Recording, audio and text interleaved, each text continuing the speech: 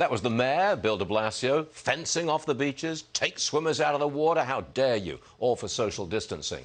I think we need the sound voice of Congressman Dan Crenshaw, Texas Republican, who joins me now. You're in Texas, sir. I don't know actually where you are, but you're from Texas. What do you think of the mayor of New York threatening to take people out of the water if they dare to go for a swim?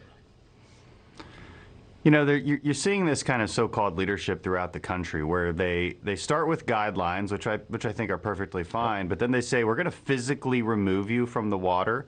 This activity that was perfectly legal and normal just a few minutes ago is now something that we're going to sick law enforcement on you and pull you out of the water. First of all, there's no science at all to indicate that it's even dangerous to be outdoors in the beach in hotter weather.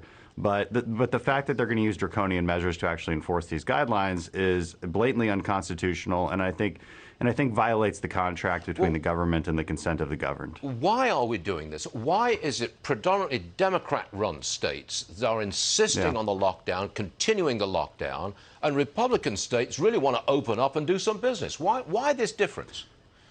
Yeah, I analyzed this in a piece I wrote today for the Wall Street Journal, and it's part political, part psychology. On the political side, one might argue that anything Trump says, they want to do the opposite. That might explain a little bit of it. The jobs we take might explain some of it. Where we live might explain some of it. But ultimately, I think liberals and conservatives are wired very differently. We view risk differently. Our brains actually light up in experiments. They light up differently when confronted with a type of risk.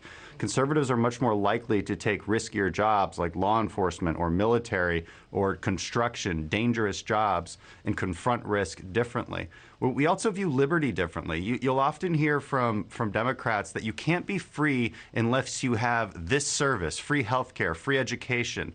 They actually equate freedom with getting services. And that's a strange thing for a conservative to hear. You know, we believe freedom is personal responsibility and the ability to pursue our own happiness and confront risk accordingly. And lastly, we actually view morality differently. So liberals will put an overemphasis on a moral foundation of compassion and caring. And this is why they overemphasize the line, hey, if it just saves one life. They ignore all other factors as a result. And that's why you see this sort of singular view of morality when assessing what is actually a complex situation where you need to actually look at all the factors holistically. In Texas, you're really making moves to open up very quickly. I understand that you can now open a restaurant in Texas and have it 50% capacity, which means that you're pretty close to being able to make a profit on a restaurant in Texas. Yeah, it's the Wild West out here, and guess what? There's no apocalypse coming. Because what else we've noticed is that hospitalizations are going down. Testing has gone up rapidly, and yes, there's still new cases every day, but hospitalizations are down. Our death rate has been very low. You know, Texans are ready to be trusted to get back into the economy. We know what to do. We know how to mitigate risk. And look, if you want to test here, you can get a test. That remains true in a place like Texas. There's actually more tests available than people than people demanding those tests. And so, you know, that's actually the next challenge is we need to get people to go take the test just to maintain some kind of surveillance on the outbreak. Congressman Dan Crenshaw, the voice of reason from Texas. Always appreciated. Come back soon, sir. Thanks very much indeed. All right. Great to be with you.